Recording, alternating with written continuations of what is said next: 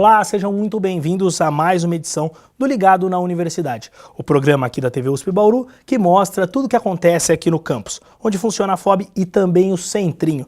No programa de hoje vamos falar de um evento que aborda os cuidados paliativos.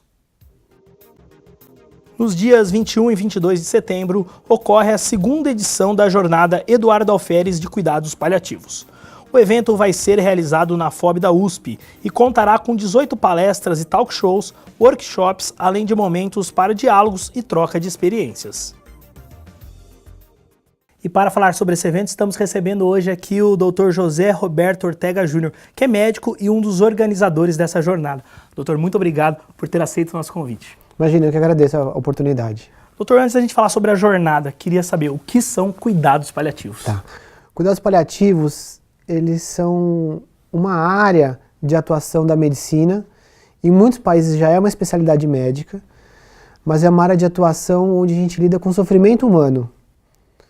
A doença que acomete esse ser humano traz inúmeras repercussões físicas, emocionais, sociais e até de transcendência, que a gente chama. Por que eu estou com essa doença? Qual que é o motivo de eu ter essa doença? Por que eu? Ou por que não eu? Então, todo esse espectro de dúvidas, angústias e sofrimentos é a área de abordagem dos cuidados paliativos. O senhor trabalha com isso aqui em Bauru? Sim. Aqui em Bauru, nós temos dois serviços principais onde a gente atua. Um na rede privada, no Hospital da Unimed, e o outro no Hospital Beneficência Portuguesa, que também é uma rede privada. Mas em Bauru também tem, no Hospital Estadual, um serviço de cuidados paliativos que eu não trabalho. Trabalhei muito tempo, quase por um ano, mas hoje tem outros colegas desenvolvendo esse trabalho lá. Então hoje os cuidados paliativos já é uma realidade na cidade de Bauru. Para poucos pacientes ainda, mas já é uma realidade. O que te levou para essa área, doutor? Me levou a minha bisavó. Quando eu tinha 18 anos eu estava estudando para fazer biologia marinha, eu adorava biologia marinha. E a minha bisavó ficou muito doente, ficou acamada, ficou demenciada e a gente acabou trazendo ela para morar com a gente em casa. E ela acabou tendo os últimos dias de vida dela com a gente lá em casa. E os últimos minutos dela foi comigo. E com 18 anos isso foi uma experiência que me impactou muito, né? E eu falei, não, eu não vou fazer biologia marinha, eu vou cuidar de gente. Mas não foi uma decisão tão consciente naquela época. Os cuidados paliativos como área de atuação mesmo na minha vida começou depois dos 37 anos, quando eu fiz uma pós-graduação no Sírio-Libanês em São Paulo. E aí realmente se abriu todo um mundo para mim, né? Na programação da jornada eu vi muitas vezes a palavra morte, às vezes num primeiro momento até choca um pouco. A gente ainda tem essa dificuldade, esse tabu de lidar com a morte, doutor? Tem, a sociedade ainda lida muito mal com a morte, mas eu acho que não tanto a morte, porque os pacientes em fim de vida, eles ficam tranquilos em relação a isso. Mas o que eu acho que mais pega o ser humano é o que a gente chama de vulnerabilidade.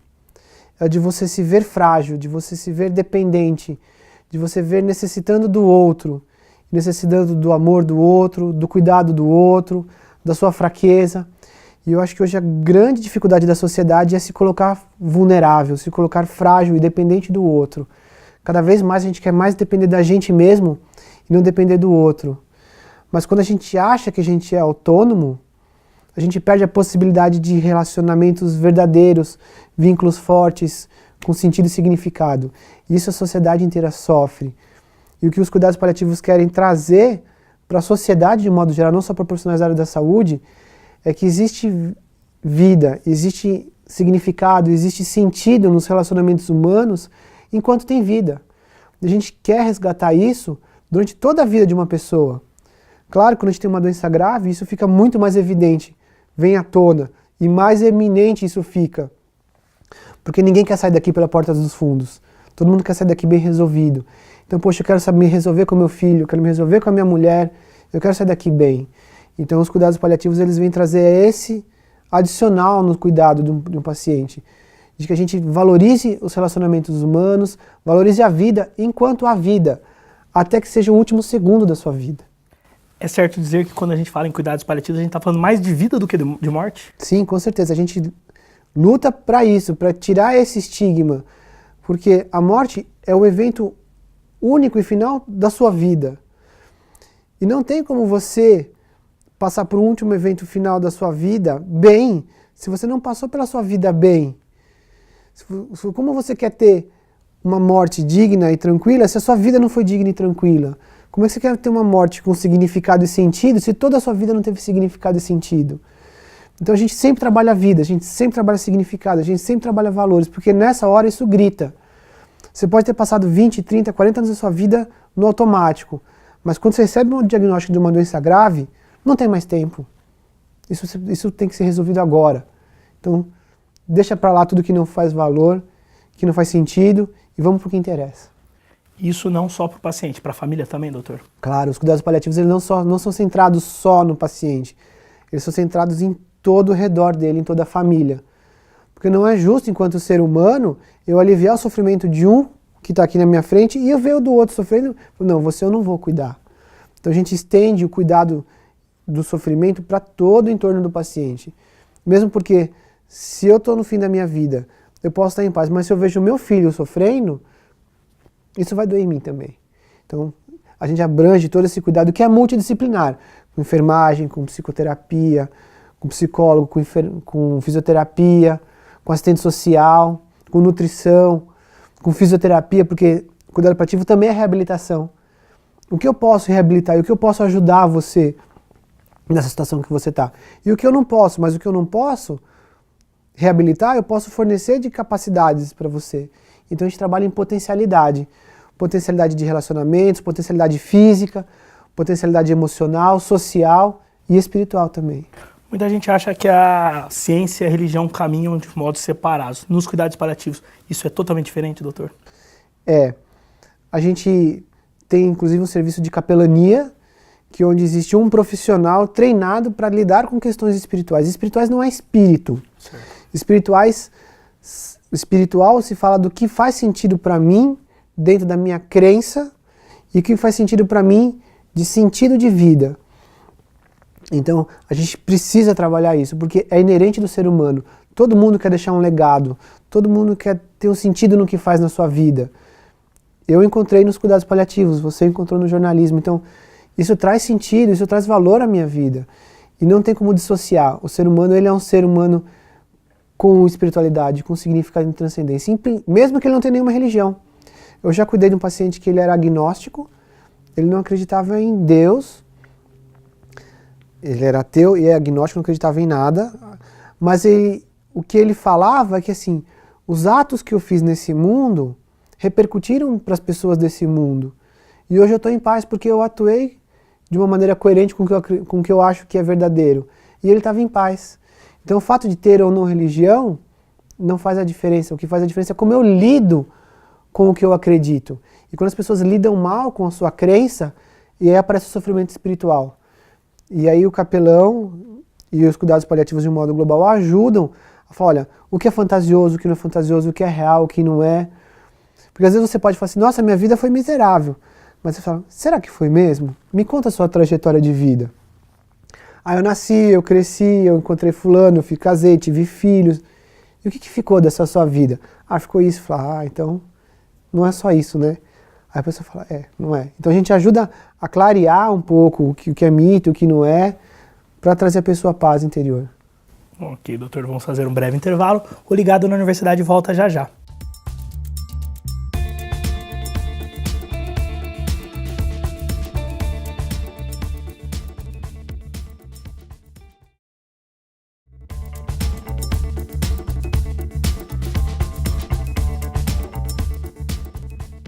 Estamos de volta com o Ligado na Universidade, recebendo aqui hoje o Dr. José Roberto Ortega Júnior, que é médico paliativista e um dos organizadores da Jornada Eduardo Alferes de Cuidados Paliativos.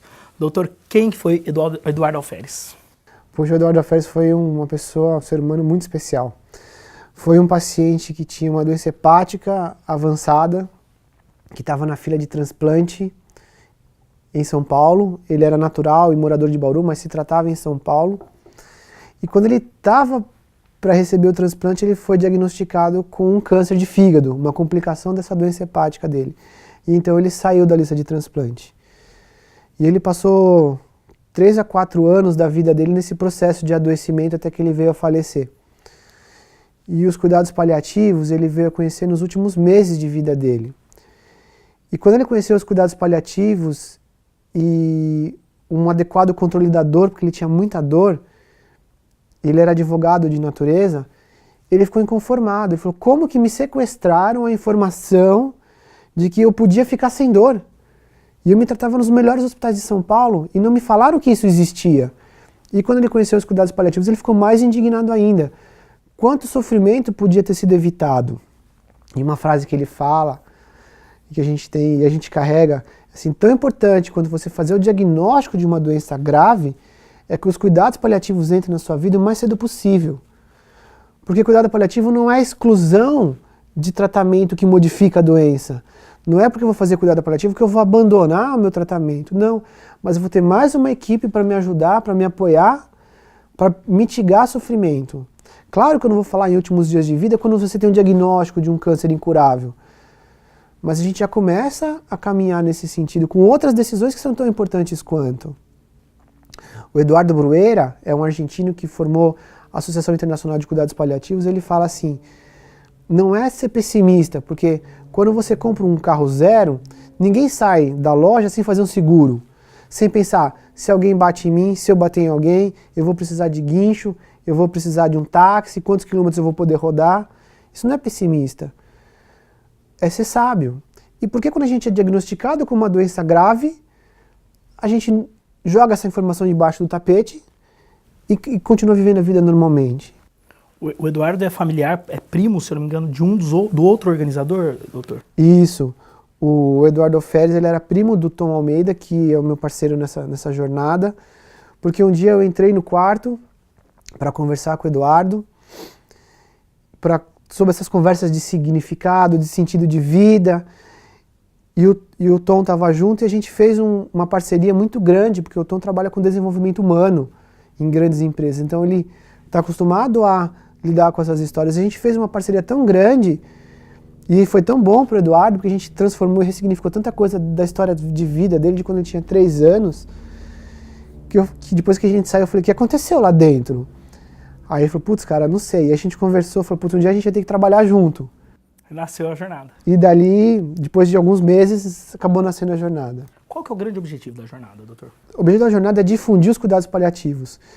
Que mais profissionais de saúde entendam os conceitos dos cuidados paliativos, que familiares e pacientes entendam o que é cuidados paliativos, que eles possam pedir por esse serviço, por esse cuidado quando são cometidos de doenças graves, e que a sociedade como um todo também se conscientize disso, para que essa realidade de cuidados seja expandida para o maior número de pessoas possível. Então a jornada ela é aberta para profissionais de saúde, mas também é aberta para pacientes e familiares.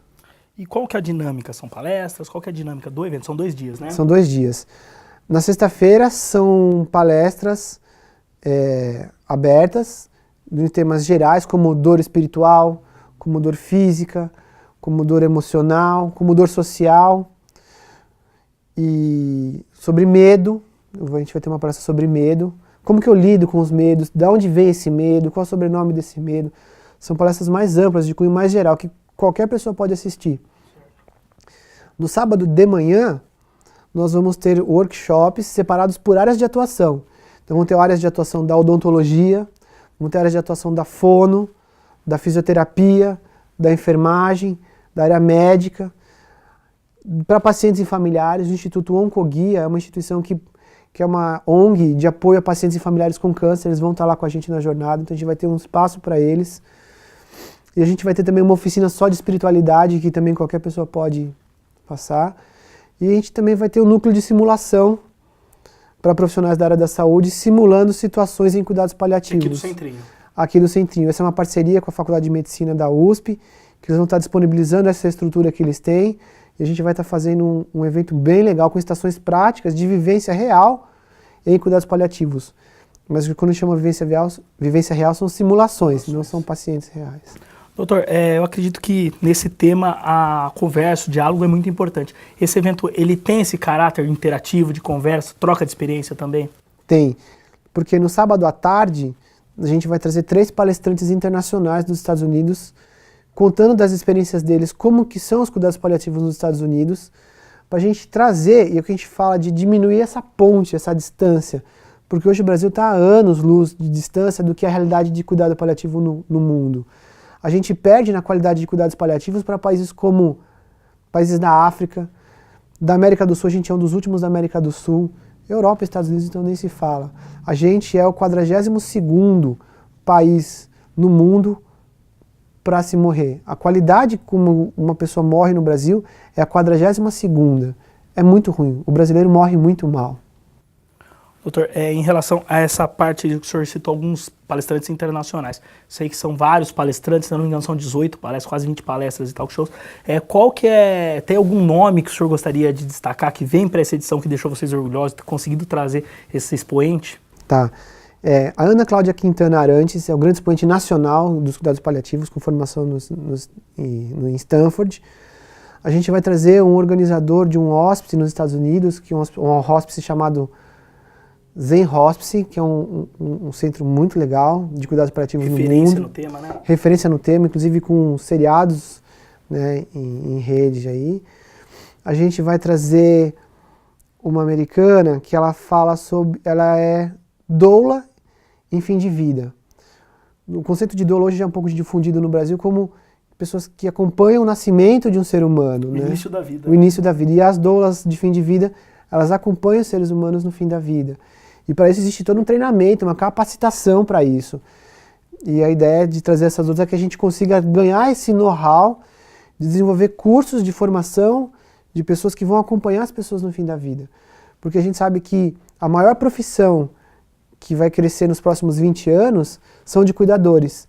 Pelo envelhecimento, pela toda a condição. Hoje todo mundo deve ter um caso de um familiar idoso que precisa de um acompanhante, que precisa de um cuidador.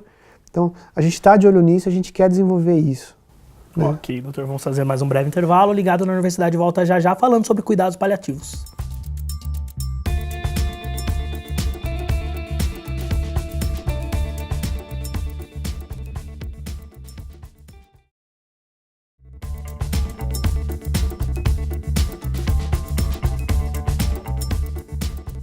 Estamos de volta com o Ligado na Universidade, recebendo aqui hoje o José Roberto Ortega Júnior, que é médico paliativista e um dos organizadores da jornada Eduardo Alferes de Cuidados Paliativos. Doutor, no bloco anterior, o senhor falou sobre algumas áreas específicas de saúde que serão tratadas no evento.